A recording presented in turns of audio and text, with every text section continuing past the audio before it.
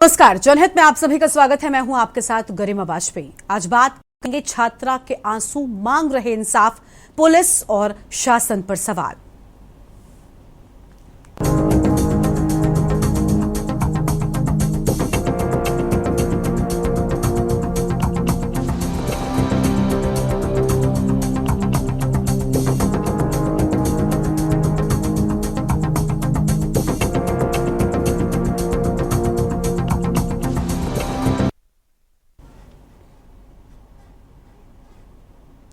UP की राजधानी से 400 किलोमीटर दूर एनसीआर की गाजियाबाद में हिंदू छात्रा के साथ हैवानियत का एक मामला सामने आया है। गाजियाबाद की विजयनगर की संतोष मेडिकल कॉलेज में पढ़ने वाली हिंदू छात्रा बीते कुछ महीनों से अपने कॉलेज में पढ़ने वाले समीर, एक ही नाम के दो लड़के ऐसे बताए जाते हैं, और कजान से परेशान है।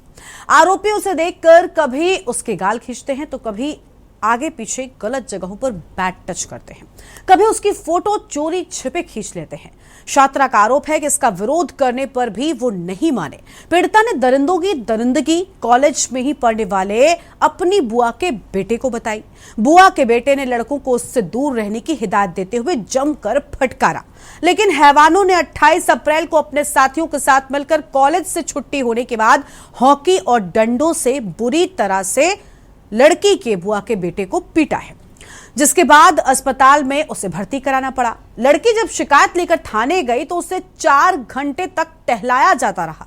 इतना ही नहीं, जिम्मेदार धृतराष्ट्र बनकर बैठकर तमाशा देखते रहे। अब सवाल है कि आखिर आरोपियों को कौन बचा रहा है? मुस्लिम छात्र हिंदू छात्रा की अस्मत लूट रहे हैं, लेकिन जिम्मेदार चुप्पी साधे मौन बैठे हैं। आज इसी पर हम करेंगे चर्चा। खास मेहमान हमारे साथ में होंगे और जानेंगे कि आखिर क्यों ऐसी घटनाएं एक के बाद एक आती जा रही हैं।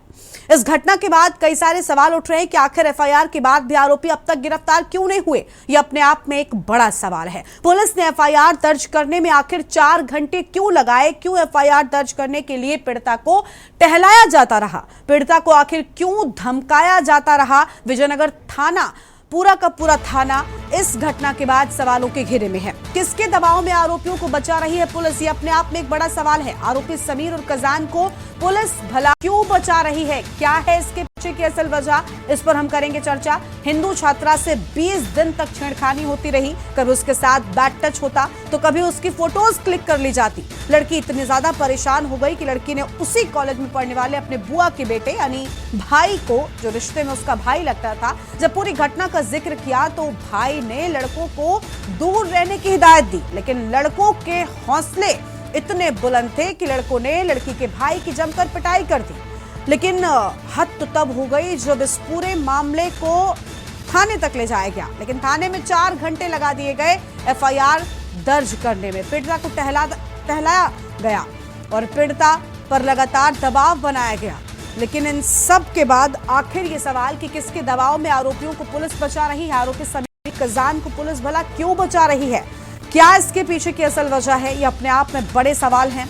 20 दिन तक छेड़खानी होती रही और जिम्मेदारों ने कोई एक्शन लेना ठीक नहीं समझा। किसी ने उस पर रोक नहीं लगाई। लेकिन जब मामला थाने तक पहुंचा तो थाने से भी लड़की को कोई राहत नहीं मिली। ये अपने आप में बड़ी बात है। परिवार पर दबाव बनाने वाले अस्पताल पर एक्शन भला कब होगा? एफआईआर के बाद भी अब तक आरोपी गिरफ्तार नहीं किए गए हैं। यह अपने आप में बड़ा सवाल है। आप सोचिए, माता पिता अपने बच्चों को, खासतौर पर अपनी बेटियों को स्कूल या कॉलेज ये सोचकर भेजते हैं कि बेटियां बेटों के बराबर हैं। हम उस देश में, उस सदी में जी रहे हैं जहां पर बेटियों के साथ कोई भी दुर्व्यवहार ना हो, ये संकल्प खुद सरकार भी लेती है। ये सरकार भी कहती है कि हम महिला सशक्तिकरण पर जोर दे रहे हैं। खुद उत्तर प्रदेश, जहां के गाजियाबाद में ये घटना होती है, उत्तर प्रदेश में भी हमने देखा कि मुख्यमंत्री जब बने तो सबसे पहले उन्होंने एंटी रोमियो स्क्वाड का गठन किया था। यानी महिलाओं की सुरक्षा को लेकर मुख्यमंत्री भी सजग हैं।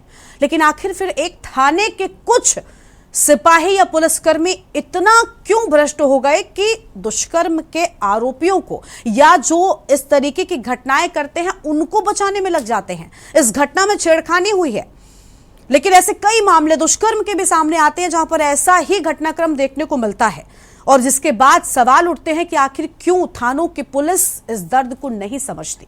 आप सोचिए उस लड़की के बारे में जिस लड़की ने 20 दिनों तक इन दरिंदों की छेड़खानी को सहा होगा और उसके बाद परेशान होकर, हताश होकर लड़की ने अपने भाई को इस पूरी घटना का जिक्र किया, जिसके बाद इन दबंगों के हौसले इतने बुलंद थे कि इन लोगों ने लड़की के भाई की जमकर पिटाई कर दी। यानी कानून का खौफ ना के बराबर। ऐसा क्यों? उस देश में जहां पर बेटियों को, महिलाओं को देवी का रूप माना जाता है, उस देश में इस तरीके की दुर्दशा देवियों की, ये कैसे बर्दाश्त करेगा हिंदुस्तान? लगातार ऐसी घटनाएं सामने आती हैं, लगातार इन पर एक्शन भी होते हैं, लेकिन घटनाओं में कमी नहीं होती। हर बार, हर साल हम देखते हैं महिलाओं के खिलाफ होने वाले अपराधों में वृद्धि ही होती है। ऐसा क्यों? क्यों आखिर इस तरीके की घटनाएं हुई? और सबसे बड़ी बात तो ये कि ये घटना जब थाने पहुंची, थाने में पहले एफआईआर नहीं दर्ज की गई। जब दबाव बनाया गया तो 4 घंटे तक पीड़िता को टहलाया जाता रहा। लोग अपनी आंखें मूंद कर धृतराष्ट्र की तरह बैठे इस पूरे वाक्यों को देखते रहे और एफआईआर दर्ज होने के बाद भी जो आरोपी है उनकी गिरफ्तारी नहीं की जा रही है। एफआईआर दर्ज होने के बाद भी लगातार पीड़िता पर ही दबाव बनाया जा रहा है कि सुलह कर लीजिए। पीड़िता के भाई को अस्पताल में भर्ती कराया गया, उसका इलाज नहीं किया जा रहा है। आज इन्हीं सभी मुद्दों पर हम करेंगे विस्तार से चर्चा, लेकिन उससे पहले एक खास रिपोर्ट देखिए। पहले धमकियां दे देते कि तुम क्या ही कर लोगे, तुम्हारे साथ कौन खड़ा है, हमारे साथ तो बहुत लोग खड़े हुए हैं, कभी तुम्हारे मुंह पे एसिड डाल देंगे, तुम्हें अगवा कर लेंगे, तुम्हें नहीं पता हमारी गन कितनी बड़ी है। तुम क्या कर लोगी, तुम्हारे साथ कौन खड़ा है, हमारे साथ बहुत लोग खड़े हैं, तुम्हारे ऊपर एसिड फेंक देंगे, तुम्हें अगवा कर लेंगे। ये शब्द उन दरिंदों के हैं जिन्होंने मेडिकल कॉलेज छात्रा का जीना हराम कर दिया है। पहले हम आपको इस पीड़िता का दर्द सुनाते हैं, फिर आपको पूरी कहानी तफसील से बताएंगे। यूपी में योगी सरकार महिलाओं और बेटियों की सुरक्षा के दावे करती है, प्रदेश में बेटियों के महफूज होने का दम भरती है। उसी प्रदेश के गाजियाबाद जिले में इस पीड़िता का दर्द सरकार को क्यों नहीं दिखाई दे रहा? आपकी पुलिस सुनवाई कर रही है? पुलिस ने जांच की है? पुलिस क्या कह रही है? कि मेरी गलती है कि मैं किसी को बता नहीं पाई डर के। अच्छा, पुलिस तुम्हें हैरेसमेंट कर रही है उल्टा? अच्छा, कब से चल रहा था गुड़िया ये सब? 20 दिन हो गए। वैसे तो परेशान वो मुझे 1-2 महीने से ही कर रहे थे, लेकिन इस बात को कि ज्यादा बढ़ गई थी, ये 1-2 हफ्ते से बढ़ी है, मतलब 20 दिन हो गए होंगे। प्रदेश की राजधानी से 400 किलोमीटर दूर गाजियाबाद के प्रताप विहार मेडिकल कॉलेज में बीएमआरआई फर्स्ट ईयर की स्टूडेंट अपने ही डिपार्टमेंट के हैवान साथियों की हैवानियत का शिकार है। मेडिकल छात्रा इंसाफ की भीख मांग रही है, सरकार से खुद की सुरक्षा की गुहार लगा रही है। आंखों से छलकते आंसू उसकी बेबसी कह रहे हैं, पर खाकी की बेशर्मी देखिए, पीड़िता को इंसाफ देने की जगह थाने के चक्कर लगवा रही है। दरअसल पूरा मामला गाजियाबाद के प्रताप विहार में बने संतोष मेडिकल कॉलेज का है। पीड़िता के मुताबिक संतोष मेडिकल कॉलेज में ही उसके ही डिपार्टमेंट के 2 मुस्लिम छात्रों समीर और कजान ने हैवानियत की हद पार कर दी। छात्रा के मुताबिक बीते कुछ महीनों से दोनों युवक उसे अपनी दरिंदगी का शिकार बना रहे हैं। आरोपी गलत तरीके से छात्रा को छूते हैं, चोरी छिपे उसकी तस्वीर खींचते हैं, उसके बदन को हाथ लगाते हैं, निजी अंगों को जानवरों की तरह छूते हैं और जब छात्रा इसका विरोध करती है तो आरोपी समीर और कजान अपने साथियों के साथ मिलकर फोटो वायरल करने की धमकी देते हैं। वो सब बोलते थे, कभी वो लोग मेरी पिक्चर्स ले लेते थे, क्या कहते हैं, मेरी पिक्चर्स ले लेते थे कि कभी इंस्टा पे डाल दी, कभी कहीं डाल दी, कभी कहीं डाल दी, मेरे से बिना पूछे लेते थे। इस वजह से मैंने अपने भाई को ये बात बताई, मैंने किसी को नहीं बताई क्योंकि मैं डर गई थी। मैंने अपने भाई को भी बताई थी। महीनों से परेशान पीड़िता ने जब ये बात अपने घर में बताई, परिजनों का खून खौल उठा। छात्रा ने कॉलेज में पढ़ने वाले अपने भाई और बुआ के बेटे से इस बारे में जिक्र किया। परिजनों ने कॉलेज आकर आरोपी युवकों को सख्त हिदायत दी और फटकार लगाई, जिससे आरोपी आग बबूला हो गए। आरोपियों ने बदला लेने की ठान ली और अन्य साथियों के साथ मिलकर उसी कॉलेज में पढ़ने वाले पीड़िता के भाई की हाथी डंडों से जमकर पिटाई कर दी। गंभीर हालत में पीड़िता के भाई को संतोष मेडिकल कॉलेज में ही भर्ती कराया गया। उन्होंने डांटा था बस उन्होंने इसी बात पे, वो ये बात ईगो पे ले गए। उन्होंने मेरे भाई को मारा, उन्हें उनसे लड़ाई करी, उनको हॉकी लेकर आए थे, 3 लड़के थे। अब भाई हॉस्पिटल में। परिजनों ने इलाज का पूरा पैसा भी जमा करवा दिया, लेकिन उन्हें क्या पता था कि संतोष मेडिकल कॉलेज भी आरोपियों के आगे नतमस्तक हो जाएगा। क्या नाम है आपका? मेरा नाम आरजू है। आरजू, आज आप संतोष मेडिकल के बाहर खड़ी हैं, क्या कुछ हुआ है आपके साथ? कल मेरे भाई को यहाँ पे चोट लगी थी कॉलेज में, तो हम यहाँ पे संतोष में कॉलेज के द्वारा लाए गए थे उसको, पर लेकिन कल से इलाज के हम कर रहे हैं। हम संतोष ने आज हम उसको डिस्चार्ज करने के लिए मांग रहे, तो ये डिस्चार्ज नहीं कर रहे हैं। तो हमसे कभी कोई पेपर साइन करा रहे, कभी कोई पेपर साइन करा रहे हैं। मतलब जब से सुबह से इन्होंने ये टाइम ला दिया है। अच्छा, आपके भाई के साथ मार पिटाई क्यों हुई थी? वो कॉलेज के लड़के हैं और उसकी बहन को किसी ने छेड़ दिया था। हमारे मामा की लड़की यहाँ पे पढ़ती है, उसको छेड़ा, तो उसने धमकाया उनको, तो उसके साथ मार पिटाई करने लग गए। 3-4 लड़के थे। अच्छा, क्या नाम है लड़कों के? लड़कों के नाम समीर है, दो का समीर नाम है, एक का कजान नाम है। आरोपियों के दबाव में अस्पताल ने पीड़िता के भाई के इलाज में घोर लापरवाही की। जब परिजन इलाज से संतुष्ट नहीं हुए तो छुट्टी की मांग करने लगे, लेकिन अस्पताल प्रबंधन ने परिजनों के सामने मामले में समझौता करने की शर्त रख दी। परिजनों ने पूरा मामला पुलिस को बताया, लेकिन पुलिस ने मामला दर्ज करने में ही 4 घंटे लगा दिए और बाद में मामला दर्ज कर खाना पूर्ति कर दी। अच्छा, तो आपने पुलिस प्रशासन से भी शिकायत की होगी, तो उनके क्या कुछ कार्रवाई की है? उन्होंने अभी तक कोई कार्रवाई नहीं करी है, वो बल्कि हमसे समझौते के लिए हमें दबाव बना रहे हैं। अच्छा, कब से छेड़ रहे थे वो लड़के? वो उसको 2-3 महीने से तंग कर रहे थे और 1 हफ्ते से उसको बहुत फोन कर करके तंग कर रहे हैं। अच्छा, आपने पुलिस में भी शिकायत दी है? पुलिस में भी शिकायत करी है हमने कल, पर उसका भी अभी तक हमें कोई ऐसा रिजल्ट मिलना नहीं है। सवाल है, आखिर बेटियों की सुरक्षा का दम भरने वाली पुलिस पीड़िता को इंसाफ क्यों नहीं दिला पा रही? महिला आयोग से लेकर यूपी के बड़े बड़े जिम्मेदार भी मामले पर चुप्पी साधे क्यों बैठे हैं? ये वाकया अगर उनकी बेटी के साथ हुआ होता तो क्या वो यही रवैया अपनाते? नियम कानून के शक यूपी डीजीपी प्रशांत कुमार आखिर मामले में सुध क्यों नहीं ले रहे? क्या गाजियाबाद में समीर और कजान के गंदे मंसूबों पर लगाम लगाने में पुलिस असमर्थ हो चुकी है? अगर नहीं तो बेटी के आंसुओं का इंसाफ क्यों नहीं मिल रहा? क्यों समीर और कजान जैसे दरिंदे अब तक पुलिस की पकड़ से दूर हैं? क्यों अब तक मेडिकल कॉलेज के खिलाफ शासन ने कोई एक्शन नहीं लिया? या फिर कहें कि हमाम में सभी नंगे हैं? स्पेशल डेस्क के न्यूज इंडिया। जनहित में आज हम इस मुद्दे पर करेंगे विस्तार से चर्चा। खास मेहमानों का पैनल हमारे साथ में जुड़ चुका है। विजय भुर्जी हमारे साथ में हैं, बीजेपी के नेता हैं। शशांक यादव जी हैं, पूर्व एमएलसी समाजवादी पार्टी। सुब्रत त्रिपाठी जी हमारे साथ में हैं, पूर्व डीजीपी। अंजू प्रजापति हमारे साथ में है, सदस्य महिला आयोग हमारे साथ में आगे हमारे संवाददाता भी जुड़ेंगे। सबसे पहले शुरुआत बीजेपी के नेता विजय जी के साथ में कर लेते हैं। स्वागत सर आपका। लेकिन सर, ये कैसी घटना है जहां मेडिकल कॉलेज, जहां बुआ के बेटे का इलाज चल रहा है, वहां पर भी दबाव बनाया जा रहा है। आपकी पुलिस 4 घंटे तक पीड़िता को टहलाती रहती है, एफआईआर दर्ज नहीं होती। एफआईआर दर्ज होने के बाद एक्शन नहीं होता, सुलह का दबाव बनाया जाता है। ये वही सरकार है ना जो ये कहती है कि हम बेटियों को सबसे पहले सर्वोपरि मानते हैं, उनके सशक्तिकरण के लिए तरह तरह की योजनाएं लाने का दम भरा जाता है। लेकिन उसी प्रदेश में एक बेटी के साथ 20 दिनों तक पहले छेड़छाड़ करते रहते हैं और उसके बाद में जब मामला थाने और अस्पताल तक पहुंच जाता है तो वहां पर भी लोग, आखिर कौन सा दबाव है सर? क्या कर रही है सरकार और क्यों आखिर आपके रहते हुए आपकी सरकार में आपका प्रशासन इस तरीके का रवैया अपना रहा है? नहीं, कोई किसी के दबाव में योगी सरकार नहीं काम करती है।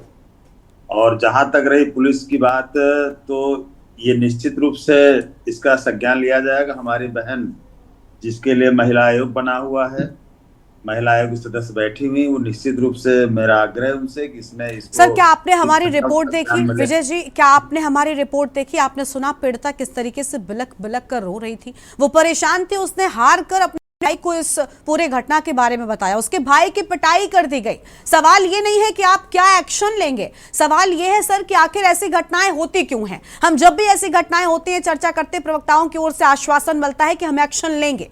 हमने नहीं कहा बीजेपी दबाव में काम करती है, लेकिन बीजेपी का दबाव आखिर प्रशासन पर, पुलिसकर्मियों पर क्यों नहीं है? ये सवाल उठता है सर। एक्शन लेने मात्र से क्या इस बच्चे की अस्मत लौट आएगी? क्या एक्शन लेने मात्र से उस बच्चे में जो डर का भाव पैदा हो गया वो लौट जा पाएगा? क्या वो सुरक्षित कभी महसूस कर पाएगी? आप बताइए सर। बच्चे के साथ जो घटना हुई है वो निश्चित रूप से शर्मनाक है, निंदनीय है। लेकिन ये जो बच्चे स्कूल जाते हैं, इनकी सबसे ज्यादा गलती माता पिता की है। बच्ची ने करीब 20 दिन तक का जो उसके साथ अन्याय हुआ, अत्याचार हुआ, उसने स्वयं सहा। घर वालों को ये चाहिए कि जब बच्चों को विद्यालय भेजें तो इतनी काउंसलिंग करके भेजें कि डे फर्स्ट अगर बैठ। सर, क्या बात कर रहे हैं? मॉरल साइंस पढ़ाएंगे आप टीवी पर बैठकर?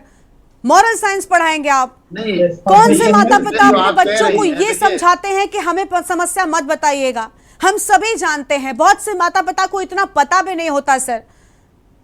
हाँ, बहुत से लोगों के माता पिता पढ़े लिखे नहीं होते, क्या उन्हें इतनी समझ होती कि वो अपने बच्चों को इतना समझा सकें? लेकिन सर कड़ी मेहनत करके पैसा कमाकर अपने बच्चों को जरूर स्कूल भेजते हैं कि कम से कम बच्चे पढ़ लिख जाएंगे तो उनका भविष्य सुधरेगा। और आप कह रहे हैं कि माता पिता को समझ होनी चाहिए। कोई माता पिता अपने बच्चे को ये थोड़ी ना समझाता है कि मत बता। और बच्ची एक लड़की है सर, सेंसिटिविटी होती है। कई बार लड़कियां नहीं साझा कर पाती अपने साथ हो रहे दर्द को, अपने साथ हो रहे इस तरीके के व्यवहार को। उसने कहा कि मैंने हार कर अपने भाई को बताया, और चलिए ठीक है, भाई ने अपना फर्ज निभाया, भाई गया, रोका, भाई की पिटाई कर दी गई सर। अस्पताल के लोग इतने पावरफुल हो गए समीर और कजान कि सरकार के जो नुमाइंदे, हम पुलिस को सरकार का नुमाइंदा कहेंगे सर, बिल्कुल, और वो बिक गए। पुलिस वाले दबाव बना रहे हैं बच्ची पर। मेडिकल कॉलेज में लड़के का इलाज नहीं हो रहा है। क्या माता पिता के समझाने मात्र से इस घटना, क्या सिर्फ उतनी कमी रह गई? आप ये बात कीजिए ना, पुलिस ने एक्शन क्यों नहीं लिया? माता पिता ने नहीं समझाया। हम मॉरल साइंस का ज्ञान सुनने के लिए थोड़ी बैठे हैं आज।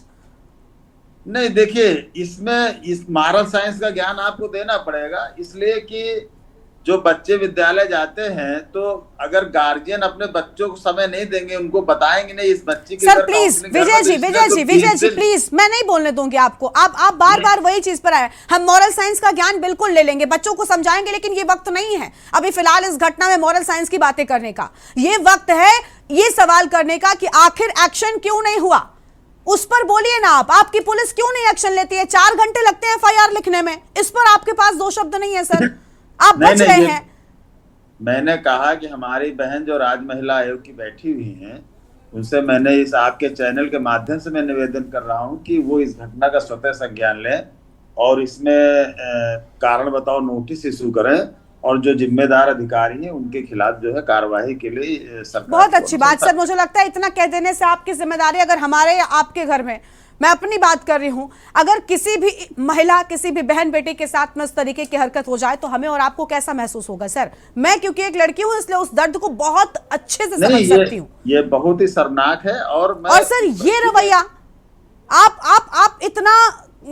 आप इतना शांत रवैया कैसे अपना सकते हैं? आप कैसे शांत रह सकते हैं इस घटना को सुनने के बाद? मैंने पैकेज देखा, मैंने रिपोर्ट देखी, उस बच्चे की बिलखते आंसू क्या हमारे आपके मन को झकझोर नहीं गए सर? आप सोचिए मेरे घर की बच्ची के साथ ऐसा हुआ होता तो मैं कैसा महसूस कर रही होती। वैसे ही आपने अपने आप को लेकर सोचिए। तो ये कहना कि माता पिता ने समझाया नहीं या माता पिता को ये समझा, बिल्कुल समझाना चाहिए, मैं आपकी बात से सहमत हूं। लेकिन सर आप यहां पर ये सिखाने नहीं बैठे। आप बीजेपी के प्रवक्ता हैं, सत्ता पक्ष के, आपकी जिम्मेदारी है ये बताना कि एक्शन क्यों नहीं हुआ, जिस पर आपने एक शब्द नहीं बोला। चलिए सर, मैं लौटूंगी आपके पास में। ये जो आप कह रहे हैं एक्शन नहीं हुआ है, बहुत सी बातें टीवी चैनल पे नहीं बताई जा सकती, उसमें पुलिस अपना काम कर रही है। सर क्या नहीं बताया जा सकता? टीवी पर लड़की खड़े होकर रो रही है, क्या नहीं बताया जा सकता?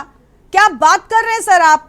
टीवी पर बच्ची रो रही है, हमारे संवाददाता ने उससे बातचीत की, आपने सुना, वो बात करते करते उसके आंसू निकल पड़े हैं, और आप कह रहे हैं बताया नहीं जा सकता?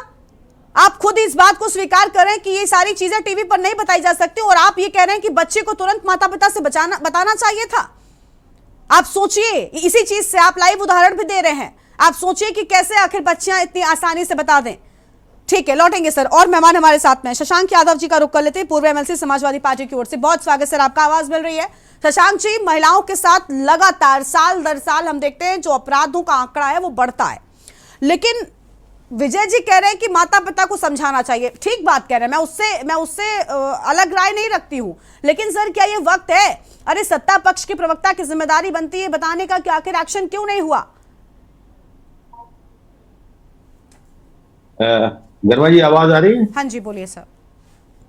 देखिए, वैसे तो मुझे जो कहना था काफी कुछ बातें आपने अपने इंट्रो में ही बोल दी, और विजय जी कह रहे हैं ये उनका। बोलिए सर। लेकिन मेरा अपना ये कहना है कि आज मेरा थोड़ा सा बैड लक ये रहा, मैंने आंकड़े बनाए थे पिछले 1 साल के, करीब 13-14 ऐसे मैटर हैं पूरे यूपी के जहां पर समय से रिपोर्ट ना लिखे जाने की वजह से हमारी बच्चियों ने, जब रिपोर्ट नहीं लिखी गई तो सुसाइड किया है। करीब पूरे यूपी के पिछले साल में 13-14 मैटर थे वो डेट वाइज पूरा नोट था, वो मुझे समय से यहाँ मिल नहीं पाया।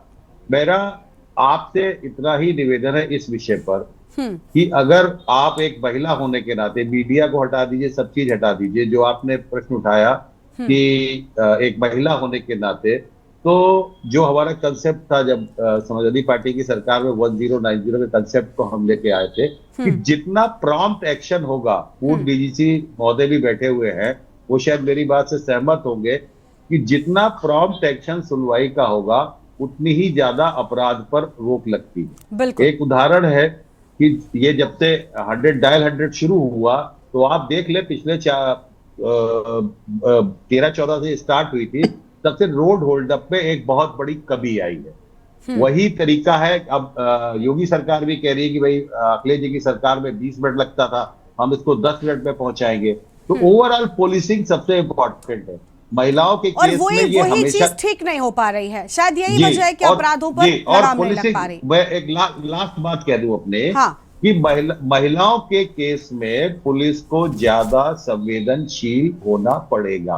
कारण ये है कि आधे से ज्यादा, मैं एडवोकेट भी हूं, आधे से ज्यादा मामलों में जो है, एक तो रिपोर्टिंग देर में होती है, और दूसरी बात ये होती है कि मैक्सिमम केसेस में कोई ना कोई परिचित ही महिला को परेशान करने वाला होता है।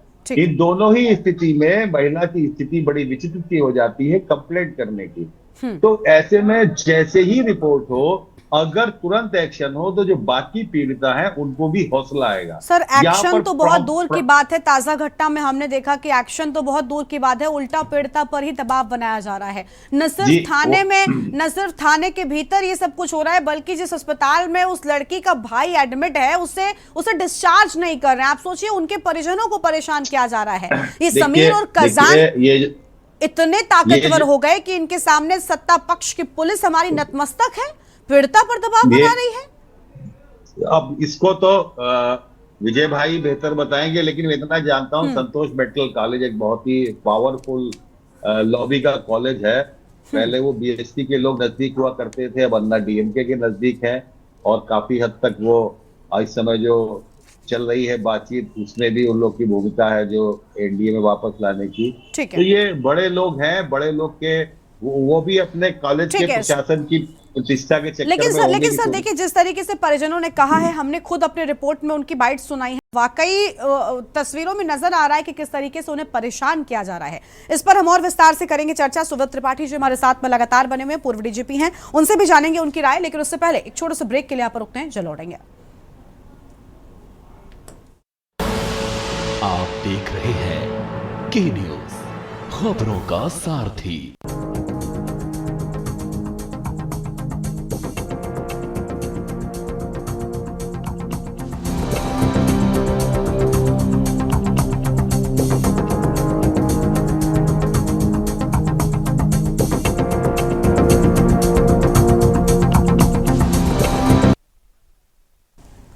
ब्रेक के बाद जनहित में आप सभी का स्वागत है। खास मेहमान हमारे साथ में लगातार बने हुए हैं और सवाल यही कि आखिर पुलिस और शासन ने ऐसा एक्शन क्यों लिया है। सुव्रत त्रिपाठी जी हमारे साथ में हैं, पूर्व डीजीपी हैं। बहुत स्वागत सर आपका भी के न्यूज इंडिया पर। सुव्रत जी, क्या कहना चाहेंगे? सर, पुलिस मजबूत हो, अगर पुलिस का खौफ बदमाशों में हो, तो मुझे लगता है कि कोई भी, क्योंकि हम सब जानते हैं बचपन से, एक छोटे बच्चे को भी पुलिस का डर होता है, जो पुलिस के असल में पावर को जानता नहीं है। हम उस देश में रहते हैं जहां माता पिता बच्चों को अगर कुछ गलती करते हैं तो डराने के लिए भी कहते हैं कि पुलिस बुला देंगे अभी। तो उस देश में पुलिस का डर न रह जाए, और उस प्रदेश में जहां मुखिया ये कहते हो कि हमारी पुलिस पाताल से भी खींच कर ले आती है दरिंदों को, बदमाशों को, उस प्रदेश में पुलिस का ये रवैया कैसे सर न्यायपूर्ण है? कैसे, क्या कहना चाहेंगे सर? पुलिस 4 घंटे तक टहलाती रही, अभी भी दबाव बनाया जा रहा है कि किसी तरीके से मामला सुलह कर लिया जाए। सर, पुलिस का भी तो दिल होता होगा। जी देखिए, ऐसा है कि हमें इस समस्या की जड़ पर जाना होगा। लॉर्ड कर्जन के समय में जितनी एफआईआर लिखी जाती थी, अधिकांश हेड्स में, इतनी आबादी बढ़ जाने के बाद, इतनी समस्याएं बढ़ जाने के बाद, आज भी हर गवर्नमेंट में प्रतिवर्ष अपराध की संख्या थोड़ी थोड़ी गिरती जा रही है। सदन के पटल पर चाहे किसी भी पार्टी सरकार रही हो, मैं किसी सिस्टम की बात कर रहा हूं, मैं यहाँ पार्टी पॉलिटिक्स की बात नहीं कर रहा हूं जी। सदन के पटल पर जो भी रिपोर्ट रखी जाती है उसमें हर साल दिखाया जाता है कि पिछले साल से हमारे यहाँ इस साल अपराध कम हुए। हकीकत की बात यह है कि एक बार श्री JN चतुर्वेदी साहब तत्समय डीजी ने अकेले इस पर अभियान चलाया और सही रजिस्ट्रेशन करवाया, एकाएक अपराध कई गुना बढ़ गए, जबकि वे माने जाने डीजी थे, अपने चर्चित डीजी थे। श्री राम अरुण साहब ने एक सर्वे करवाया, पता चला कि हर साल अपराधों की संख्या घटती जा रही है। जब आबादी बढ़ रही है, क्षेत्रफल समस्याएं बढ़ रही हैं, शहर का घनत्व बढ़ रहा है, देहातों में भी अर्बनाइजेशन बढ़ रहा है, तो क्या बड़े से बड़े प्रशासनिक अधिकारी और नेता के लिए, चाहे वह किसी पार्टी का हो, क्या यह सोचने का विषय नहीं है कि हर सरकार में प्रतिवर्ष अपराध कैसे घट रहे हैं? यही दिखाने के लिए हर आदमी को यह पता है कि यह एक अस्वाभाविक और कृत्रिम मृत्यु है। क्या इसके लिए मैं कैसे मान लूं कि असो अकेले दोषी है? CO, IPS, SP, DIG, IG, DG और सरकार स्वयं भी किसी पार्टी की हो, वह कैसे इस खुशफहमी में है? हर साल हर परिस्थिति में अपराध घट रहे हैं। ठीक है। अगर हम इस खुशफहमी में रहना चाहेंगे तो किसी भी दरोगा की हिम्मत नहीं है कि वह चाह के भी FIR लिख ले। उसके ऊपर सिस्टम का एक दबाव, परमानेंट दबाव है। मैं सिस्टम वाले नेता नहीं कर रहा हूँ, मैं सिस्टम वाले अधिकारी नहीं कर रहा हूँ कि उसे हर साल ये प्रदर्शित करना है लोकसभा में विपक्ष को संतुष्ट करने के लिए। यह कोई लिखा पढ़ी का देश नहीं, हरदम कहा जाता है कि टेस्ट रिपोर्ट। सर मैं सैल्यूट करती हूँ आपको सुब्रत जी, मैं माफी के साथ आपको रोक रही हूँ। सुब्रत जी, जो कोर्ट में FIR दी जाती है उसको पुलिस नकार चुकी होती है, फिर उसी चार्जशीट लगाती है, तो उस पर क्या आज तक कभी भी किसी भी गवर्नमेंट में पूछा गया कि जब तुमने अपने आप इस रिपोर्ट को नहीं लिखा और ये SP के यहाँ से एप्लीकेशन भी आई तब भी लिख के दे दिया कि ये रिपोर्ट झूठी है, तो फिर जब कोर्ट के यहाँ से मुकदमा कायम हो गया तो उस पर आपने खुद उस पर चार्जशीट कैसे लगाई? बिल्कुल सर। और सर आपको मेरा सैल्यूट कि आप इतने उच्च पद पर रह चुके हैं, आप पूर्व DGP रहे हैं, आपने आज टीवी पर कम से कम इस बात को स्वीकारा, क्योंकि असल सच ये बहुत बड़ी बात है कि रिपोर्ट ही नहीं होते कितने मामले, और यही वजह है कि आंकड़ों में कम दिखा देते हैं। पुलिस वाले जो वर्तमान में कार्यरत हैं वो शायद नहीं कह सकते, डर है उन्हें, लेकिन आपने इस बात को टीवी पर कहा, ये अपने आप में बहुत बड़ी बात है, मेरा सलाम आपको। और दूसरी बात ये कि सर ये हर विभाग में है कि आपको ऑन पेपर आंकड़े नहीं दिखाने हैं, लेकिन सर मुझे लगता है पुलिस, किसी ने कहा नहीं है, लेकिन अघोषित संदेश है। बिल्कुल और जो बहुत कि 50 साल से चला आ रहा है। बिल्कुल, ये एक पैटर्न है। हर सरकार को ये पूछना चाहिए था, पूछना अब भी चाहिए कि हर साल आंकड़ा गिर कैसे रहा अपराधों का। हर साल अपराध का आंकड़ा कौन सा जादू चला है? बहुत बड़ा सवाल आपने उठाया। विजय जी से हम इसका जवाब लेंगे, वो सत्ता में बैठे हैं, विजय जी इस बात का जवाब देंगे। लेकिन सर मुझे लगता है पुलिस को फिर भी अपना काम तो करना चाहिए, क्योंकि जिस वक्त आप वर्दी पहनते हैं, जिस वक्त आपको जिम्मेदारी दी जाती है, उस वक्त शपथ आप लेते हैं लोगों की रक्षा करने की, उन्हें सुरक्षा का भाव देने की, तो आप अपनी जिम्मेदारी भी निभाइए। मुझे लगता है कि उससे पीछे नहीं हटना चाहिए सर। देखिए कुछ लोगों ने, मैं बोलूं? विजय जी रुक जाइए। हाँ सुब्रत जी आप बोलिए। आप हर गवर्नमेंट में, हर प्रदेश में, कश्मीर से लेकर कन्याकुमारी तक हर साल अपराध अगर गिर रहे हैं तो इस आश्चर्यजनक स्थिति की ओर अगर इस आश्चर्यजनक स्थिति की ओर कोई ध्यान नहीं देगा तो इसके लिए हम निचले कर्मचारियों को दोषित ठहरा कर उन पर एक्शन लेकर। ठीक है, यानी आपका कहना है कि पुलिस के ऊपर बाध्यता होती है कि उन्हें सिर्फ और सिर्फ कुछ मामले ही प्रदर्शित करने हैं, क्योंकि आपको ऑन पेपर रिकॉर्ड्स में अच्छा साबित होना है। ठीक है सर, मैं आपकी बात समझ गई। कोई मौखिक भी नहीं कहता है। हाँ, हर आदमी कहता है मुकदमा लिखो। बिल्कुल आपने, मैंने आपको जैसे ही आपने ये बात कही, मैंने आपको सैल्यूट किया। उत्तर प्रदेश में, पूरे कश्मीर में, पूरे कन्याकुमारी में, बंगाल में, पंजाब में, हर जगह अपराध हर साल गिर कैसे रहे हैं? ठीक है सर, ठीक है। अगर ये सवाल नहीं पूछा गया, बिल्कुल बिल्कुल, बहुत अच्छी बात कही, हम इस पर अब जवाब लेंगे। अभी बीजेपी के सत्ता पक्ष जो प्रवक्ता है उनसे हम जवाब लेंगे, लेकिन उससे पहले और मेहमान भी जुड़ चुके, पहले उनका रुख कर लेते।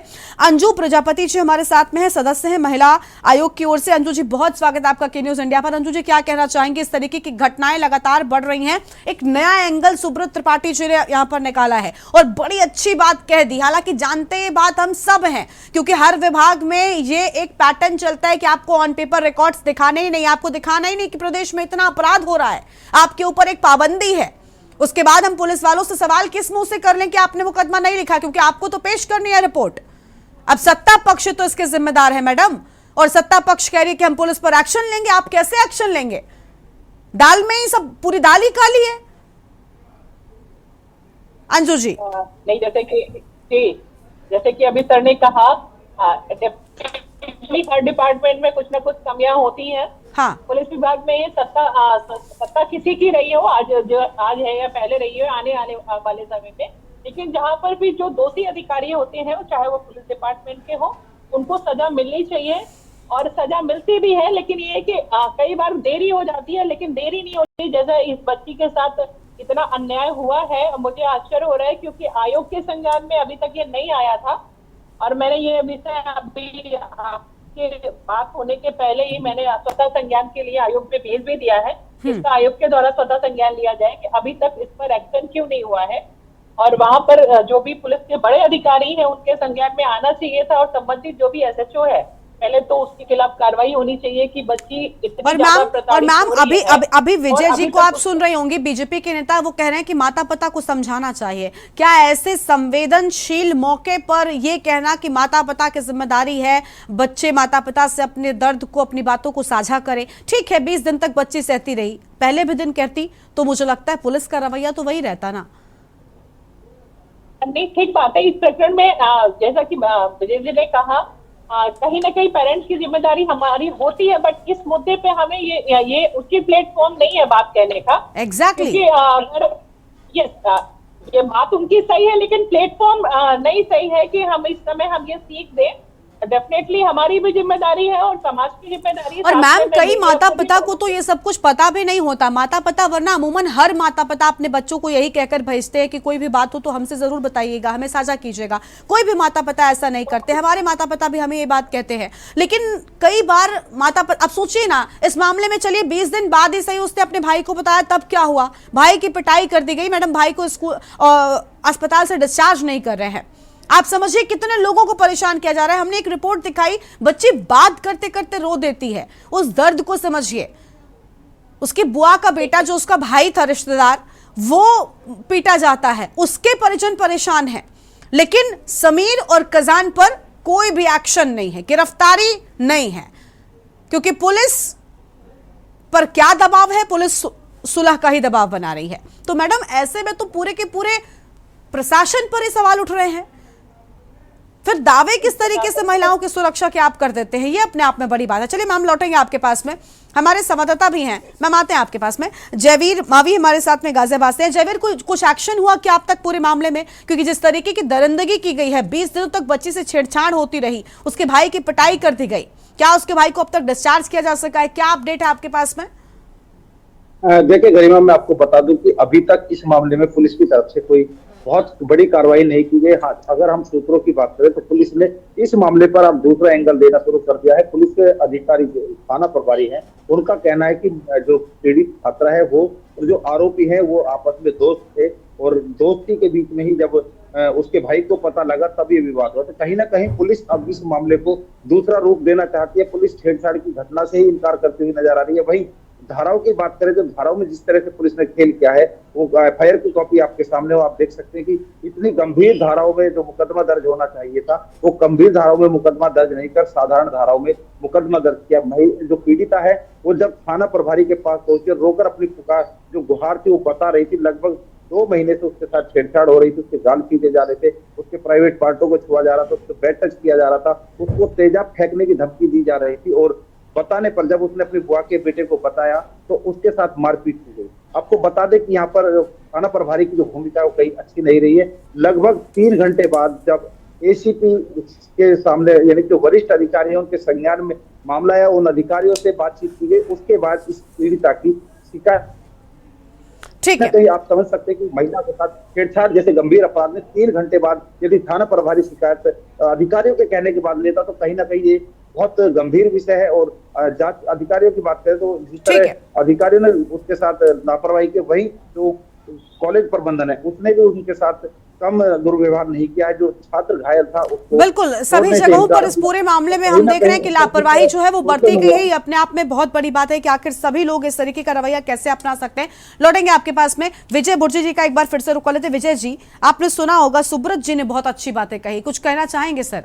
आंकड़े कम दिखाए जाएं ताकि सरकार वाहवाही लूट सके, तालियां लूट सके, इसके चलते रिपोर्ट ही मत कीजिए, मामले ठंडे बस्ते में जाने दीजिए, लड़कियों की इज्जत तार तार होती है होने दीजिए, लेकिन हमारी अस्मत पर कोई सवाल नहीं उठना चाहिए कि हमारे सरकार में बेटियों के साथ, महिलाओं के साथ अपराध हो रहा है, और वो तभी होगा जब रिपोर्ट ही नहीं होंगे मामले। पूर्व डीजीपी रहे हैं सुब्रत त्रिपाठी जी, आपने उनको सुना होगा, मैं नहीं कह रही, खुद उन्होंने कहा है, सोचिए आप, और ये सच भी है, इसमें कोई दो राय नहीं है। हम सब जानते हैं कि पर्दे के पीछे का सच यही है। सर कब तक ऐसे चलेगा? अनम्यूट सर, अनम्यूट कीजिए, पहले अनम्यूट कीजिए। हाँ, मैं सुब्रत त्रिपाठी जी की बातों से बिल्कुल सहमत नहीं हूँ। मैं उनकी बात का जवाब देने से पहले जो हमारे सपा के प्रवक्ता हैं वो निश्चित रूप से व्यक्तिगत मैं आक्षेप नहीं लगा रहा हूँ, लेकिन उनकी पार्टी के नेताजी ने कहा था कि बच्चे हैं, गलती हो जाती है, ऐसे लोग को महिला सम्मान की बात न करें। पटा और रटा रटाया बयान कोट करना बंद कर दीजिए, पहले तो उसको पूरा सुनिए। और दूसरी बात ये कि हाँ ठीक है, हम मान लेते हैं नेताजी ने वो आज सत्ता से बाहर है, वो आज सत्ता से बाहर है, आज मुख्यमंत्री योगी आदित्यनाथ उत्तर प्रदेश में सत्ता संभाल रहे हैं। आप अपनी बात कीजिए। योगी आदित्यनाथ की ही धमक का कमाल है कि अपराध के दर कम हो गए हैं। आप मीडिया चैनल दिखाइए, ऐसे ही कम हुए, जैसे सुब्रत जी ने बताया, ऐसे ही अपराध के दर कम हुए क्या विजय जी? क्या ऐसे ही अपराध के दर कम हुए जैसे सुब्रत जी ने बताया? नहीं, अगर बिल्कुल ऐसा नहीं था, सुब्रत जी को हम गलत मान लेते हैं, तो क्यों मामला दर्ज नहीं किया गया? 4 घंटे पीड़िता को क्यों ठहराया गया? आप अपनी सरकार के बनाए कानूनों, पॉक्सो एक्ट को आप नहीं जानते क्या? उसके तहत किस तरीके से कार्रवाई, तुरंत एफआईआर का उसमें जिक्र है, क्यों नहीं की गई? देखिए, अगर आप पास्को एक्ट की बात करेंगे तो मुझे बच्ची की उम्र का सही ज्ञान नहीं है। पास्को एक्ट तभी लगता है जब उसने, बच्ची ने एप्लीकेशन में अगर ये मेंशन किया होगा कि मेरी उम्र 18 साल से कम है। जो धाराएं लगती हैं, धाराएं भी घटेंगी बढ़ेंगी जांच के बाद। धाराएं त्वरित वो लगती हैं जब जो एप्लीकेशन आप देते हैं उस इस बात को सुब्रत त्रिपाठी जी बताएंगे। मैं पॉक्सो एक्ट की ही बात नहीं कर रही, महिलाओं के साथ हो रहे अपराध पर क्या नियम है? तुरंत एफआईआर का नियम है ना सर? और सोचिए आपने 4 घंटे लगा दिए, इन 4 घंटों में जब हौसले दबंगों के, दरिंदों के इतने बुलंद है कि भाई की पिटाई कर दी जाती है। आमतौर पर होता है कि घर के लोग अगर रोकते हैं तो चलिए ठीक है, मामला खत्म हो जाता है। उनके हौसले बुलंद है, उन्होंने भाई को पीट दिया, इतना पीटा कि वो अस्पताल में भर्ती है। क्या इन 4 घंटों में वो छात्रा के साथ कोई गलत काम नहीं कर सकते थे? कौन जिम्मेदार होता है इसका? 4 घंटे लगा दिए पुलिस प्रशासन ने, इसके पीछे कौन जिम्मेदार होता अगर लड़की कुछ कर लेती?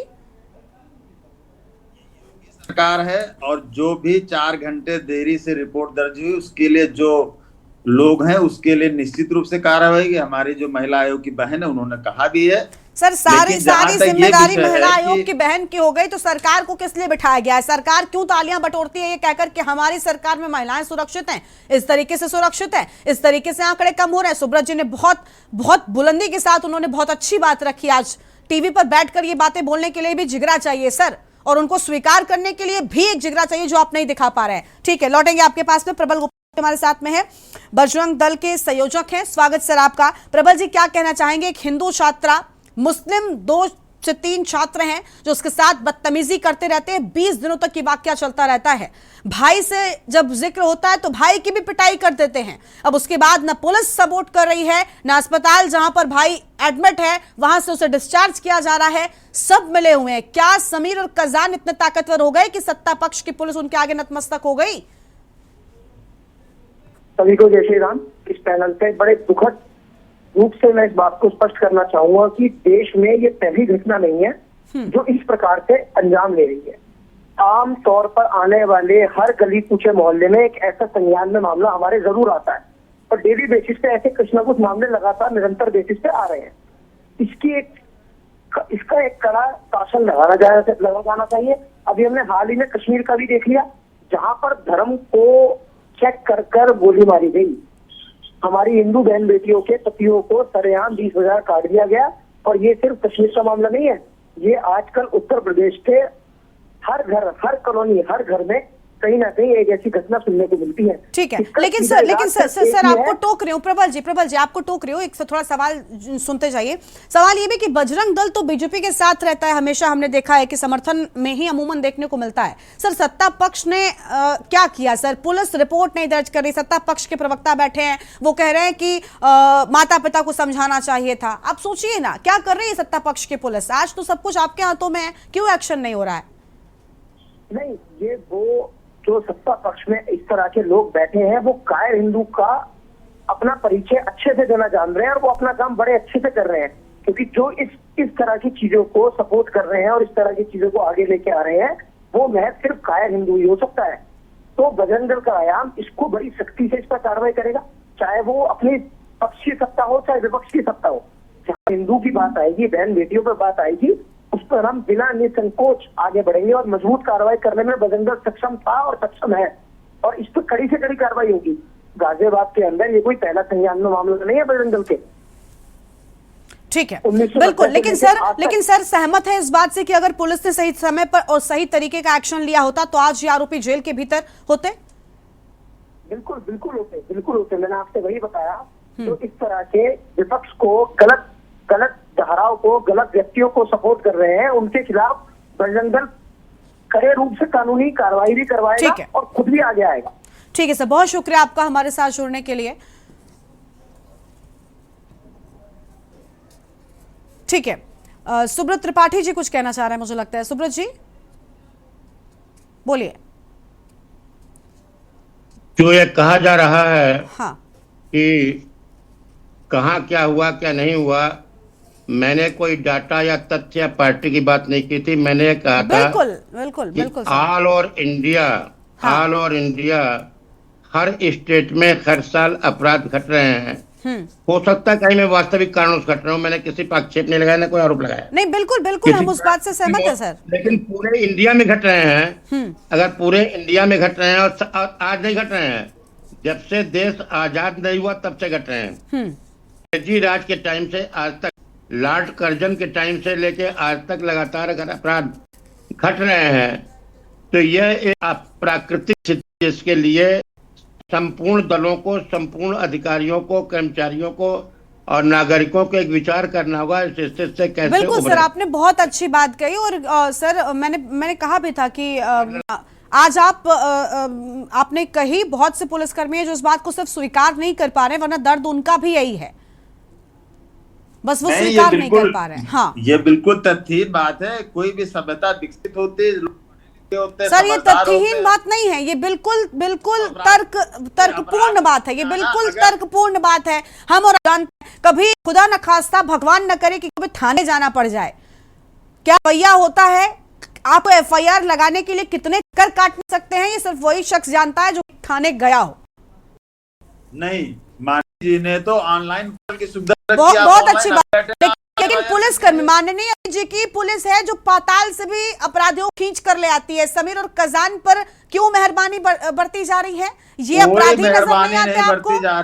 ये मुख्यमंत्री जी का कहना है, पुलिस को साफ निर्देश है कि आप पाताल से भी अपराधी को खींच कर ले आइए। तो समीर और कजान पर क्या आखिर क्यों मेहरबान पुलिस है? क्यों ये घूम रहे हैं? क्यों सुलह कराने का दबाव है? सर, मामले में अगर किसी एक इंडिविजुअल मामले में भी गलत एक्शन हो रहा है ना, तो उस पर भी बात करनी पड़ेगी आप। ठीक है, जयवीर कुछ कहना है क्या? जयवीर, देखिए ये एफआईआर वाली बात में सहमत इसलिए कि अब तो योगी जी ने ऑनलाइन एफआईआर का भी आपने बहुत अच्छी बात है, लेकिन थाने में एफआईआर क्यों नहीं हुई? थाने में एफआईआर क्यों नहीं हुई? क्या थाने की पुलिस को अलग नियम सिखाए गए हैं? क्या उनके लिए अलग नियम कानून कायदे हैं? चलिए सर, वो कोई दूसरे ग्रह पे नहीं भेजी जाती है। जो जन सुनवाई पोर्टल में एफआईआर आप कभी भी, मैं एंकर जी से भी आप ऑनलाइन जो करके देख लीजिएगा, आप घर में बैठ के ऑनलाइन एफआईआर करिए। ठीक है सर, ठीक है। ठीक है, जयवीर को हम सुन लेते हैं। सर आएंगे आपके पास पे। जयवीर कुछ कहना है आप जल्दी से। में जितने मामले रेफर हुए हैं उसमें 25% में भी FIR हुए। बिल्कुल बिल्कुल सर, दरअसल फैक्ट पर नहीं करनी है ना। जयवीर आप बोलिए, जयवीर आप बोलिए प्लीज, शुरू कीजिए। STM साहब का लो, जितने मामले रेफर हुए हैं। जयवीर बोलिए। मैं आपको बता दूं कि जैसा अभी नेताजी भाजपा के जो प्रवक्ता बुर्जी जी कह रहे हैं, मैं आपको बता दूं कि जो पीड़ित छात्रा थी लगभग 3 घंटे थाने में बैठी रही और वरिष्ठ अधिकारियों से मिलने के बाद उसकी शिकायत ली गई और अगले दिन लगभग 12 से 18 घंटे बाद जब मीडिया में ट्रायल हुआ, मीडिया में खबरें चली, तब मुकदमा दर्ज किया गया था। और मैं आपको बता दूं कि मैं पीड़ित छात्रा थाने में बैठी हुई थी, थाना प्रभारी विजयनगर ने छात्रा के पिता जो बुलंदशहर में बैठे हुए थे उन्हें फोन पर हड़काया कि आपकी बेटी कहाँ है, आपको ये नहीं पता कि आपकी बेटी के साथ क्या हो रहा है। थाने में बैठी, जबकि बेटी बताया कि उसने घर में केवल इसलिए अपने पिता को नहीं बताया कि उसका पिता उसकी पढ़ाई छुड़वा देगा। जो माता है उस बेटी की माता नहीं है, अपनी बुआ के घर पर रहकर गाजियाबाद में पढ़ाई कर रही थी। बिल्कुल कितनी बार ऐसा होता है जयवीर, बिल्कुल कहा आपने कि कई बार बच्चियां जो विजय जी कह रहे थे ना कि बच्ची को अपने माता पिता को बताना चाहिए। हम अभी उस देश में रह रहे हैं जहां पर कई बार सिर्फ इस डर से कि बच्चियों के साथ कुछ गलत ना हो जाए माता पिता स्कूल पढ़ने नहीं भेजते, और यही वजह होती है कि बच्चियां कई बार साझा नहीं कर पाती हैं। अंजू जी का रुख करेंगे, अंजू प्रजापति जी। अंजू जी देखिए, ज्ञान परोसना बहुत आसान होता है लेकिन चीज से गुजरना उतना ही कठिन। बच्चियां नहीं बताती, बिल्कुल ठीक कहा उस बच्ची ने, देखिए बातचीत में कहा भी को बच्चों को काउंसलिंग करना चाहिए, बिल्कुल करनी चाहिए। लेकिन सर क्या ये डर, मैम अंजू जी मैम, क्या ये डर नहीं है आज इस देश में लड़कियों के मन में कि उनकी पढ़ाई छुड़वा दी जाएगी, इसलिए वो माता पिता से इस तरीके की सभी घटनाओं का जिक्र नहीं करती जब तक कि पानी सिर के ऊपर ना चला जाए? अंजू जी, इसमें जो विजय जी ने कहा वो हालांकि प्लेटफॉर्म सही नहीं था, लेकिन ये हमारी पेरेंटिंग में कमी है कि हम बच्चों को इतना प्रेशराइज करते हैं। एक तरफ हो रहा है बच्ची को पढ़ाना है, तो उस बच्ची के अंदर ये कॉन्फिडेंस नहीं था कि मेरे साथ जो गलत हो रहा है मैं अपने पेरेंट्स को बताऊंगी तो मुझे अंजू जी, लेकिन अंजू जी ये देखिए, ये सारी पेरेंटिंग और काउंसलिंग ये सारे टर्म्स पढ़े लिखे माता पिता तो समझते हैं, लेकिन जो माता पिता जो रूरल एरियाज के माता पिता हैं मैम, क्या वो ये सारी चीजें जानते हैं? उन्हें तो नहीं पता, वो सिर्फ और सिर्फ ये जानते हैं कि उनकी बेटी के साथ कुछ गलत ना हो जाए। रूरल एरियाज में इतनी शिक्षा नहीं है। हम लोग तो कंटिन्यू विजिट पे रहते हैं। प्रॉब्लम यह है कि उस बच्ची को ये डर है कि अगर मैंने अब मेरे साथ जो गलत हो रहा है मैं पेरेंट्स को बताऊंगी तो मेरी पढ़ाई छुड़वा दी जाएगी। ये डर निकालना पड़ेगा ना। अगर ये डर उस बच्ची के अंदर नहीं होता तो पहले दिन ही अपने पेरेंट्स को फोन करके बताती कि मेरे साथ ये गलत हुआ है, तो शायद आज उसको न्याय मिल गया होता। लेकिन जो वहां थाने में हुआ है वो गलत हुआ है। संबंधित जो भी अधिकारी है उनके खिलाफ तुरंत एक्शन होना चाहिए और इसके लिए महिला आयोग तो इस पे तुरंत कार्रवाई करवाएगा। ठीक है, ठीक है। पूरे मामले में 3 से 4 दिन हो गए मैडम, ठीक है। हम वो एक अलग एंगल है कि माता पिता को समझाना चाहिए, हम उस बात से आपकी भी सहमत हैं। हर माता पिता अपनी कोशिश भर यही करता है कि बच्चों को सही बात समझाई जाए, बशर्ते माता पिता की समझ कितनी है। अगर रूरल एरियाज में आप जाएंगे वो काउंसलिंग जैसे शब्द नहीं जानते, वो क्या काउंसलिंग करेंगे, वो सिर्फ इतना जानते हैं कि बच्ची की इज्जत बची रहे।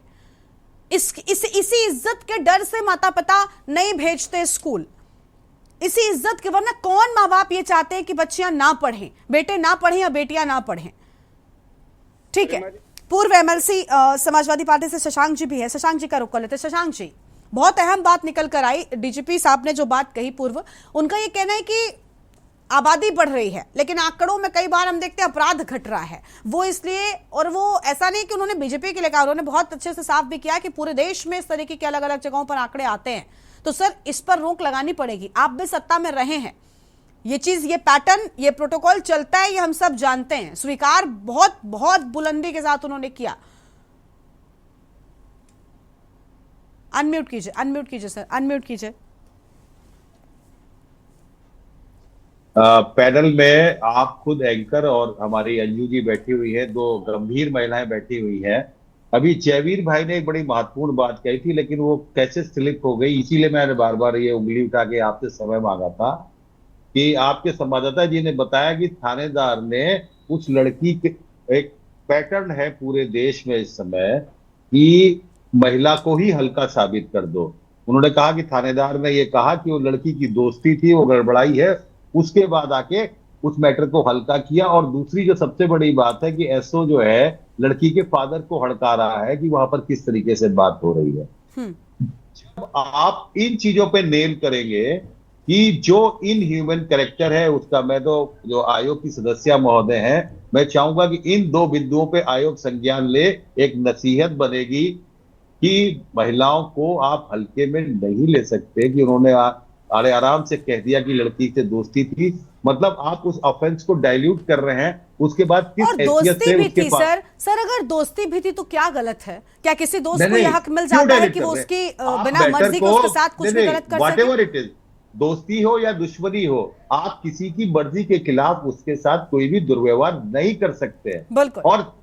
और दूसरा इसी से जुड़ा हुआ मेरा ये भी कहना है आपसे कि अभी जब आपका ब्रेक चल रहा था गरिमा जी, तो आप ही के एक दर्शक ने मुझे, चूंकि मैं जो रूम में बैठा हूं तो वो चैनल भी चल रहा है, तो स्लिप भेजी मेरे को कि गरिमा जी से पूछिए कि क्या मुस्लिम लड़की होती और हिंदू लड़के शैतान होते, तब भी क्या इस तरह से उसको हाईलाइट करते? क्योंकि हम भी कहीं ना कहीं चीजों को जब हिंदू मुस्लिम के एंगल से देखते हैं तो चीजें डाइल्यूट होती है।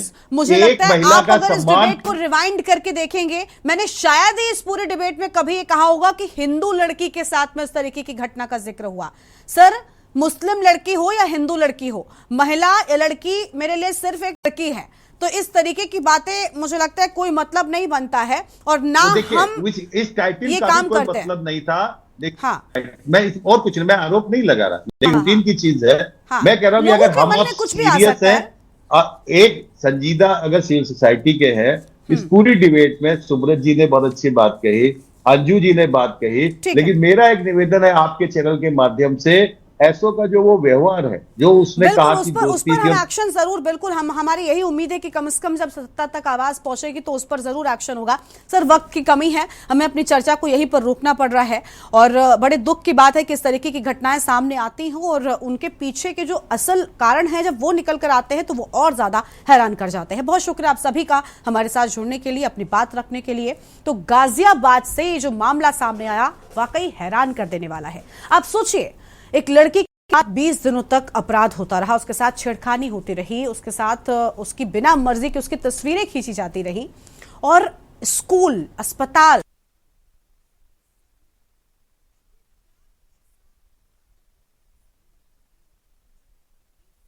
की पुलिस को उनके समक्ष नतमस्तक होना पड़ा। वो सत्ता जो ये दावा करती है कि हम अपराधियों को पाताल से खींच कर ले आएंगे, वो सत्ता जो ये दावा करती है कि हमारे प्रदेश में, हमारे राज्य में हमारी महिलाएं सुरक्षित हैं, उन्हें कार्यक्रम जरूर देखना चाहिए, इस घटना का जिक्र उन तक जरूर पहुंचना चाहिए। इस कार्यक्रम में इतना ही। आप देखते रहिए न्यूज़ इंडिया। नमस्कार।